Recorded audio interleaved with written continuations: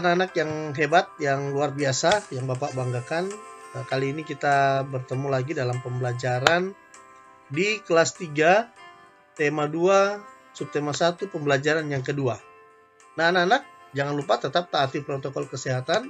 Sekalipun anak-anak ada di rumah, tetap menjaga kesehatan dengan mentaati protokol kesehatan. Nah, baik. Hari ini kita akan belajar pada pembelajaran yang kedua. Nah, anak-anak, mari kita amati apa yang terjadi dan apa yang dilakukan oleh Edo, Siti, dan Beni. Ya, Edo, Siti, dan Beni. Nah, Edo, Siti, dan Beni sedang bermain di rumah Dayung. Dayung menunjukkan sebuah majalah yang di dalamnya ada cerita dongeng. Nah, kemudian Edo, Siti, dan Beni berebut untuk membaca dongeng tersebut. Dayung mengusulkan agar salah satu dari mereka membacakan dongeng. Nah, teman lainnya menyimak dongeng yang dibacakan. Nah, anak-anak, simaklah dongeng yang dibacakan temanmu. Judul dongeng adalah Pengembara dan Sebuah Pohon. Pengarangnya adalah Aesop. Dua orang pengembara berjalan di sepanjang jalan yang berdebu dan tandus di hari yang sangat panas. Tidak lama kemudian, mereka menemukan sebuah pohon yang besar. Dengan gembira, keduanya lalu berteduh di teriknya sinar matahari di bawah naungan daun-daun pohon besar yang lebat. Saat beristirahat, mereka melihat ke atas pohon. Salah seorang pengembara berkata kepada teman seperjalanannya, "Betapa tidak bergunanya pohon besar ini. Pohon ini tidak memiliki buah sehingga tidak berguna untuk manusia sama sekali." Lihat anak-anak, gambar ini sedang terjadi percakapan.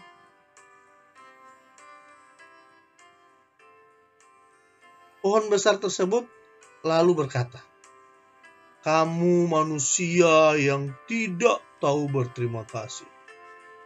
Pohon itu berkata lagi, "Kamu datang dan bernaung di bawah daun-daunku.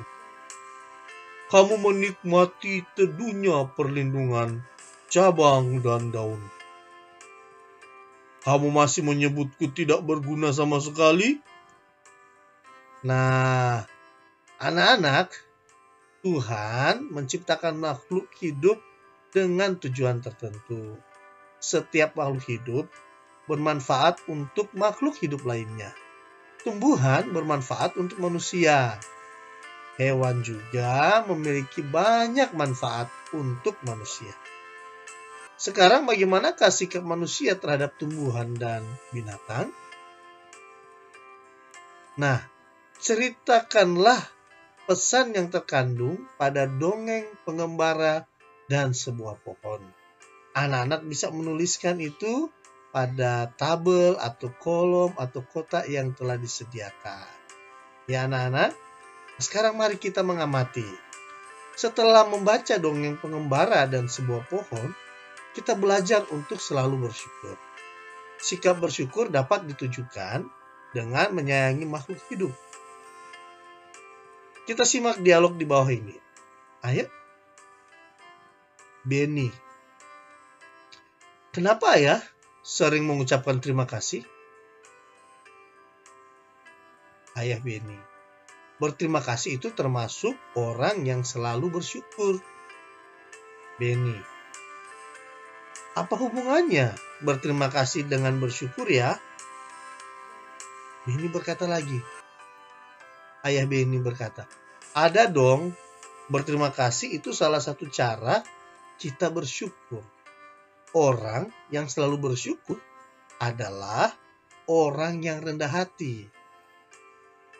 Kebalikannya, orang yang tidak bersyukur adalah orang yang sombong." Kata Beni. Apa kita juga berterima kasih kepada tumbuhan dan hewan? Bagaimana caranya? Ayah menjawab, Iya, kita juga perlu berterima kasih kepada tumbuhan dan hewan. Caranya berbeda dengan cara kita berterima kasih kepada manusia. Ibu berkata, jika kita berterima kasih kepada tumbuhan, maka kita merawat tumbuhan dengan baik. Tumbuhan diberi air, pupuk, dan sinar matahari yang cukup. Kita juga tidak memetik bunga dan daun-daun sembarangan, kata Benny. Begini cara berterima kasih kepada hewan? Ayah menjawab, cara berterima kasih kepada hewan yaitu dengan menyayangi hewan. Kita memberi makan atau minum hewan-hewan. Kita tidak menyiksa hewan. Orang yang pandai bersyukur akan disukai teman-teman. Tuhan juga mencintai orang yang pandai bersyukur. Nah, setelah membaca percakapan tadi, sekarang anak-anak akan menulis. Ya, setelah membaca dialog di atas, kemudian jawablah pertanyaan di bawah ini. Jawaban dari pertanyaan di bawah ini ada dalam dialog yang telah kita baca tadi. Pertanyaan yang pertama, untuk apa kita berterima kasih diucapkan? Pertanyaan kedua, apa yang dirasakan saat kita mengucapkan terima kasih? Pertanyaan yang ketiga, tulislah 2 pengalamanmu berterima kasih kepada sesama manusia yang telah kamu lakukan. Nah, anak-anak, kemudian setelah anak-anak menyelesaikan tugas ini, nah sekarang kita akan mencoba. Bentuk lain dari sikap bersyukur adalah selalu menjaga kesehatan tubuh. Berolahraga membuat tubuh kita sehat, anak-anak. Tubuh kita juga sehat dengan menghirup udara yang mengandung banyak oksigen. Tanaman memberikan oksigen pada lingkungan sekitar.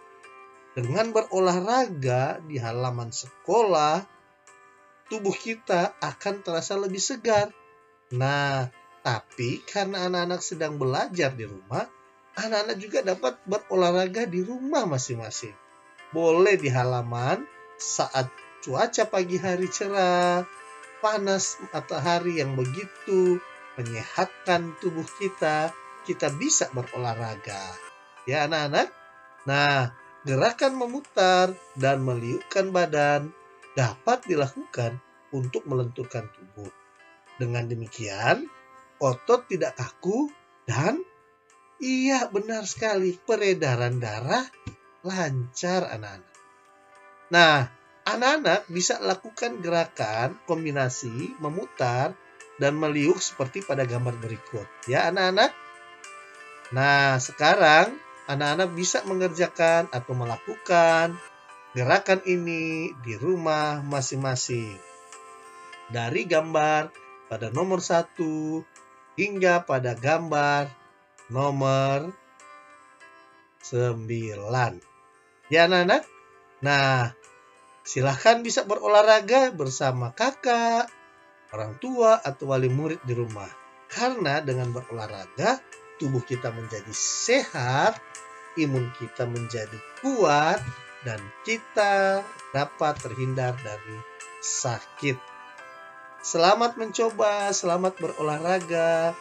Sampai di sini dulu pembelajaran kita hari ini. Kita akan bertemu pada pembelajaran yang lain, pada pembelajaran berikutnya. Tetap taati protokol kesehatan. Salam sehat. Dadah anak-anakku.